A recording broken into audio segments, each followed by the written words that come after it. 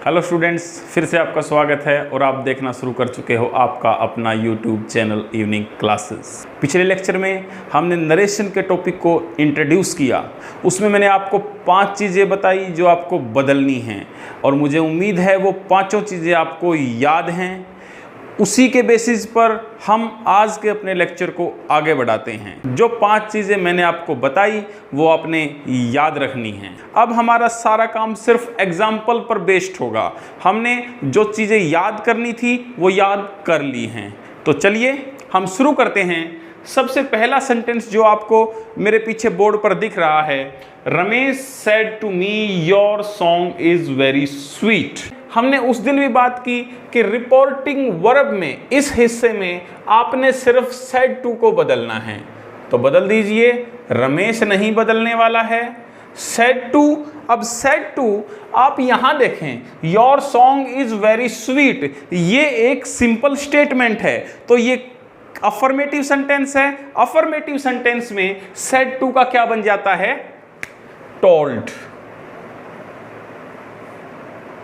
और मी और coma inverted coma का जब भी इसके अंदर वाला सेंटेंस अफर्मेटिव है, सिंपल एक स्टेटमेंट है, तो ये दैट में तब्दील हो जाएगा।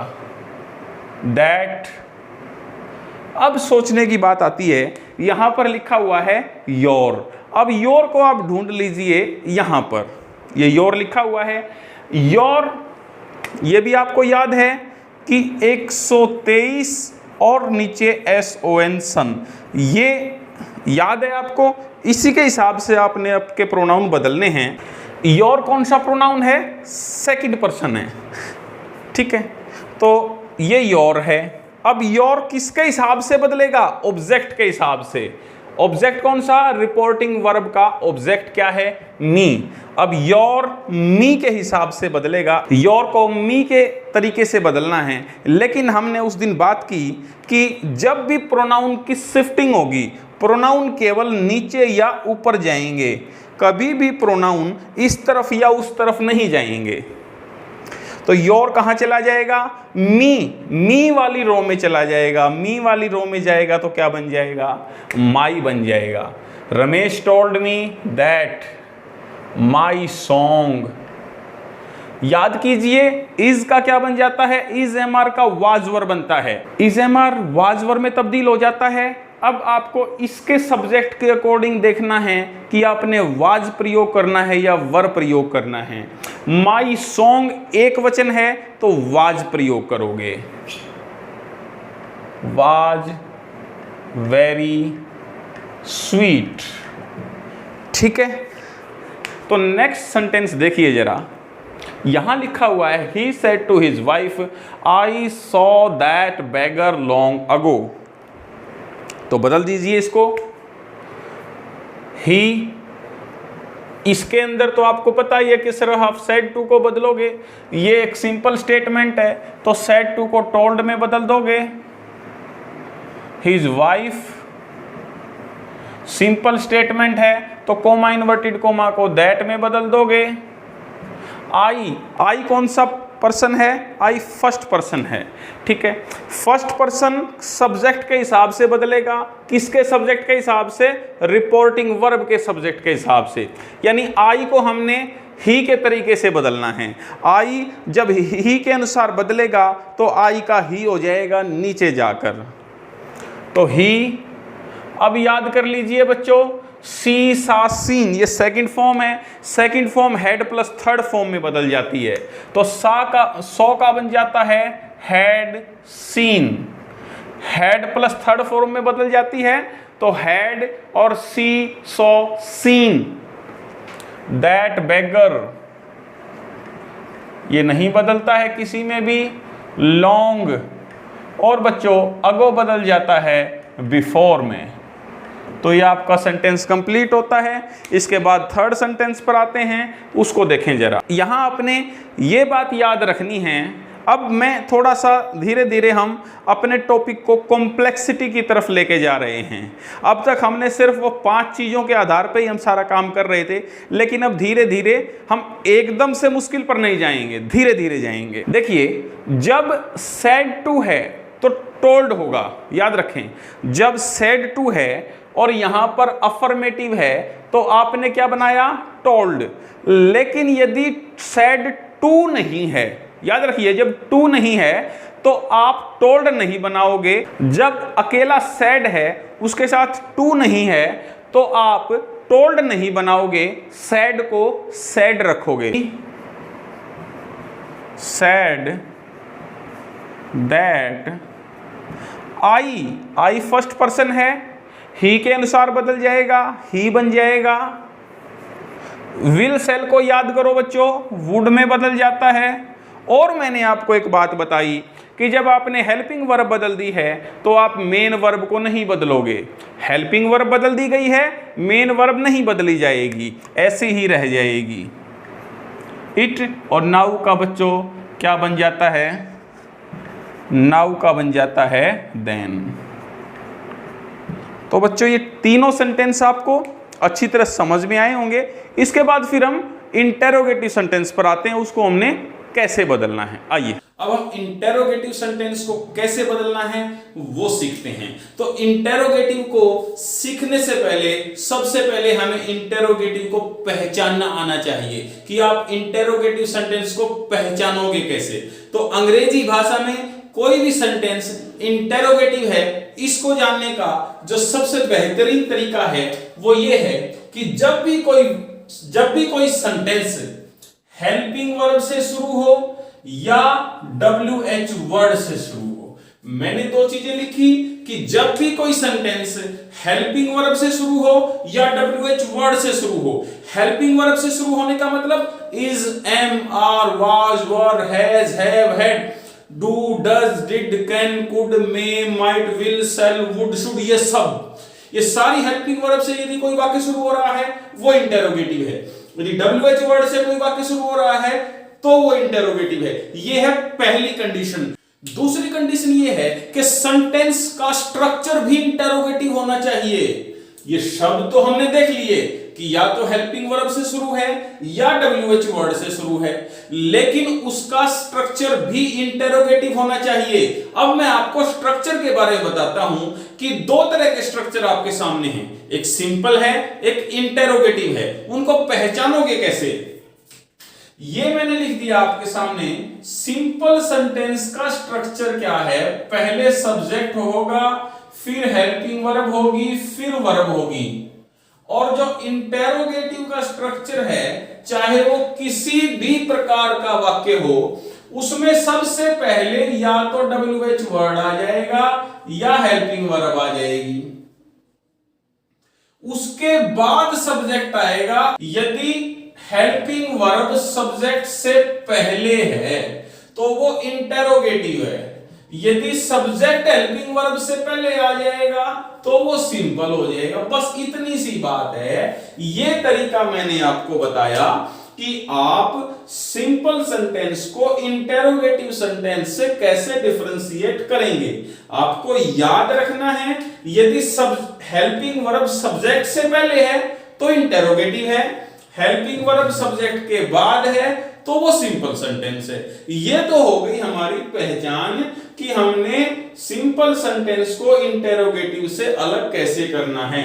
जब आपको ये पता लग गया है कि ये सेंटेंस इंटेरोगेटिव है, उसके बाद क्या करेंगे? ये कंफर्म होने के बाद कि ये सेंटेंस इंटेरोगेटिव है, फिर उसको कैसे करना है?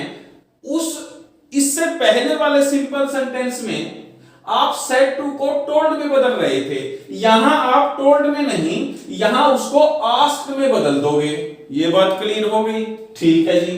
उसके बाद कोमा, इन्वर्टेड कोमा को सिंपल सेंटेंस में आप दैट में बदलते थे। इंटेरोगेटिव सेंटेंस में यदि केवल हेल्पिंग वर्ब है तो कोमा, इन्वर्टेड कोमा इफ या वेदर में बदल जाएगा, और यदि WH वर्ड है वहां कोई तो कोमा, इन्वर्टेड कोमा की जगह WH वर्ड ही आ जाएगा। जो लास्ट में इंटेरोगेटिव साइन है उसको आपने खत्म कर देना है। वो क्यों खत्म कर देना है? क्योंकि आप उस सेंटेंस को फिर सिंपल स्ट्रक्चर में ले आओगे। इस स्ट्रक्चर में ले आओगे, सब्जेक्ट पहले आ जाएगा, हेल्पिंग वर्ब बाद में चली जाएगी। तो इस प्रकार हमने इंटेरोगेटिव सेंटेंस को बदलना है। अब इसके एग्जाम्पल की मदद से इन चीजों को हम और एलेबोरेट करते हैं। तो स्टूडेंट्स, अब जो हमने पढ़ा उसको हम एग्जाम्पल्स में अप्लाई करते हैं, जिससे आपका कॉन्सेप्ट क्लियर हो जाए।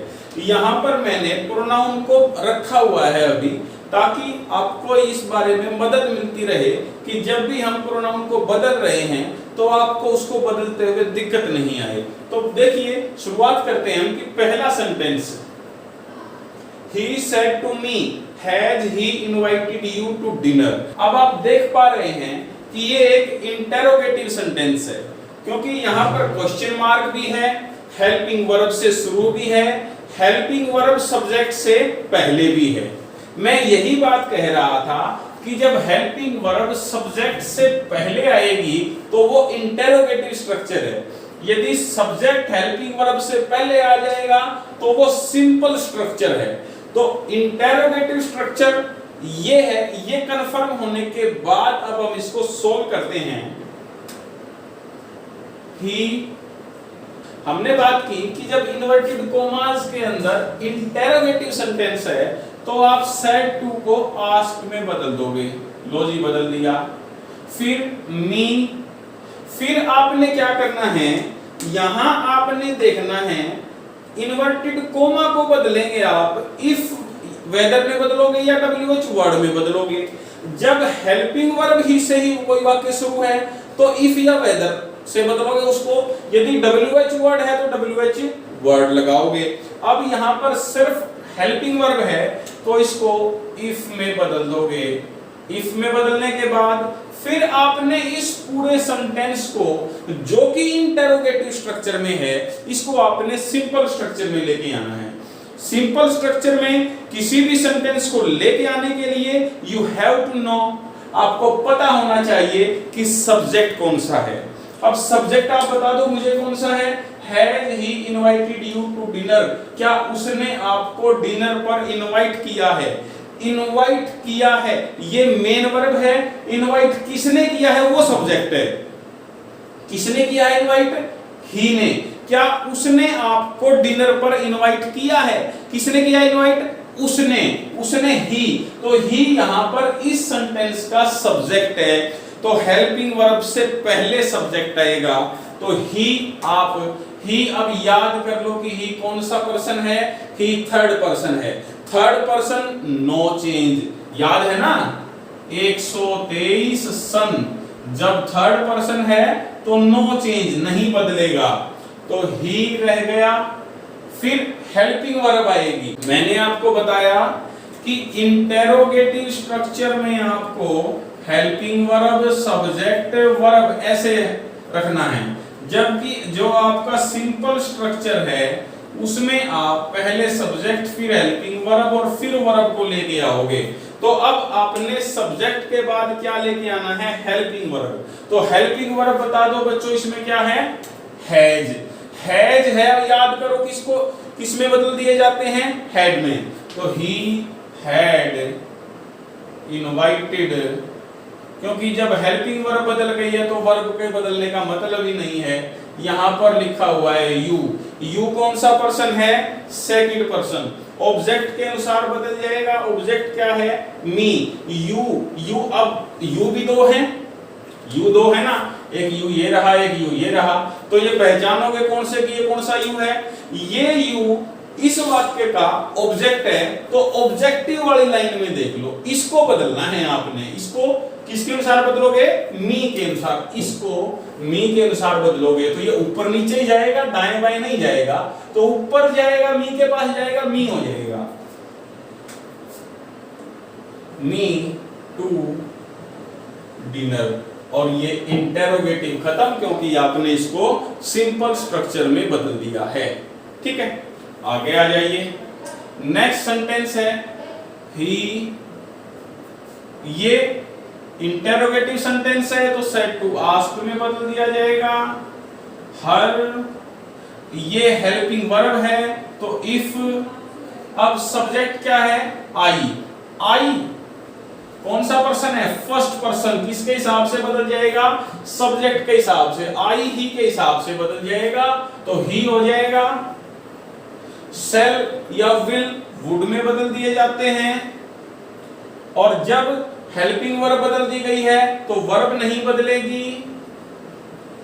ओपन द बॉक्स फॉर, अब यू, फिर बात आती है कि जी यू भी दो हैं, ये कौन सा यू है, जब भी प्रीपोजिशन के बाद यू आएगा तो वो हमेशा ऑब्जेक्टिव होगा इसमें से, तो इस यू को बदलना है, किसके अनुसार बदलोगे, ऑब्जेक्ट, इसका ऑब्जेक्ट क्या है, हर, तो यू को हर के हिसाब से बदलोगे।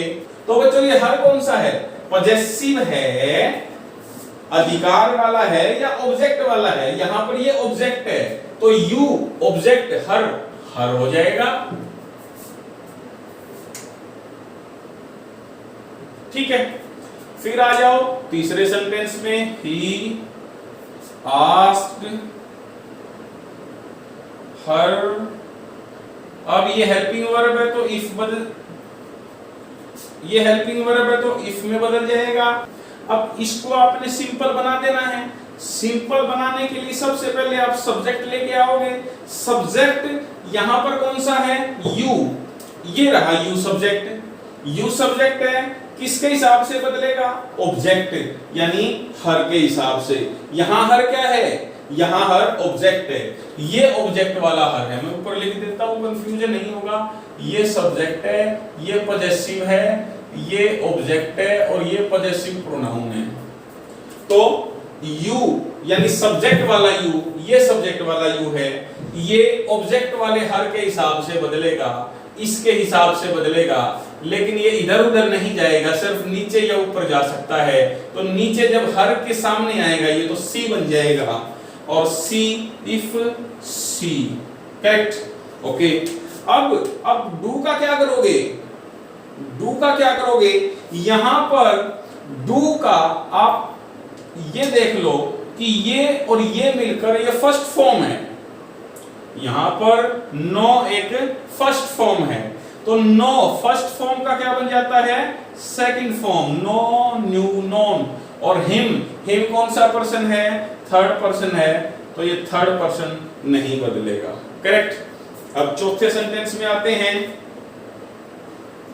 माई अंकल सेड टू, ये आस्क्ड में बदल रहा है, माई फ्रेंड ये हो गया, इसकी जगह ये हेल्पिंग वर्ब है तो इफ हो जाएगा। फिर इसका सब्जेक्ट, क्योंकि हमने इसको सिंपल बनाना है तो सिंपल बनाने के लिए पहले सब्जेक्ट लेके आएंगे, सब्जेक्ट क्या है, यू, ये रहा सब्जेक्ट यू, अब किसके हिसाब से बदलेगा, ऑब्जेक्ट के हिसाब से, माई फ्रेंड के हिसाब से, और माई फ्रेंड क्या है, माई फ्रेंड ही है, तो सब्जेक्ट वाला यू ही के हिसाब से बदल जाएगा, तो ही बन जाएगा, इफ ही, करेक्ट। अब डिड हेल्प ये मिलकर सेकंड फॉर्म बनती है, जैसे हमने यहाँ डू नो ये मिलकर एक फर्स्ट फॉर्म बनती है, उसी प्रकार डिड सेकंड फॉर्म है, तो डिड हेल्प मिलकर हेल्प की सेकंड फॉर्म बनती है, तो सेकंड फॉर्म किस में बदल जाती है, हैड प्लस थर्ड फॉर्म में, तो had plus third form help की हेल्प्ड, और मोहन, ये क्लियर हुआ, ठीक है। अब आ जाओ लास्ट सेंटेंस में, राजेश इंटेरोगेटिव है तो आस्क बनेगा, मीना। अब यहां थोड़ा सा बदलाव आता है, बदलाव क्या है कि यहां हम इफ या वेदर नहीं लगा सकते क्योंकि यहां WH वर्ड आया हुआ है, और WH वर्ड जब आता है तो वो खुद ही कोमा इन्वर्टेड कोमा को ओवर पावर कर लेता है, यानी वहां पर इफ वेदर या दैट का प्रयोग नहीं होता, खुद WH वर्ड आएगा। तो वेहर, वेहर करने के बाद आपने फिर उस सेंटेंस को सिंपल बनाना है, मतलब उसका जो स्ट्रक्चर है, जो हेल्पिंग वर्ब प्लस सब्जेक्ट का स्ट्रक्चर है, उसको सब्जेक्ट प्लस हेल्पिंग वर्ब के स्ट्रक्चर में बदलना है। तो इसका सब्जेक्ट क्या है, वेयर डू यू लिव, तुम कहां रहते हो, कौन रहता है, यू, तो यू सब्जेक्ट है। अब सब्जेक्ट, यू सब्जेक्ट है, ये रहा यू सब्जेक्ट, ये ऑब्जेक्ट यू है, सब्जेक्ट यू ये है, तो ये किसके हिसाब से बदलेगा? मीना के हिसाब से, यानी मीना शी है, तो यू सब्जेक्ट वाला यू शी के हिसाब से शी ही बन जाएगा, वेहर सी। अब do like, do live first form है लिव की, जो कि थर्ड फॉर्म, जो कि सेकंड फॉर्म बन जाएगी इफ वेहर सी लिव्ड, और फुल स्टॉप, पूरी सेंटेंस खत्म। तो मैं उम्मीद करता हूं कि ये वाक्य आपको समझ में आ गए होंगे। इन्हीं की एक और एक्सरसाइज लेकर, इंटेरोगेटिव की एक और थोड़ी सी कॉम्प्लेक्स एक्सरसाइज लेकर हम फिर आपके सामने हाजिर होंगे। तब तक देखते रहिए आपका अपना YouTube चैनल इवनिंग क्लासेस। यदि आप चाहते हैं कि आपका कोई साथी, आपका कोई फ्रेंड, आपका कोई मित्र, आपका कोई सखा भी इन वीडियो लेक्चर से फायदा उठाए, तो ये वीडियो लेक्चर जो है शेयर कीजिए और बने रहिए हमारे साथ।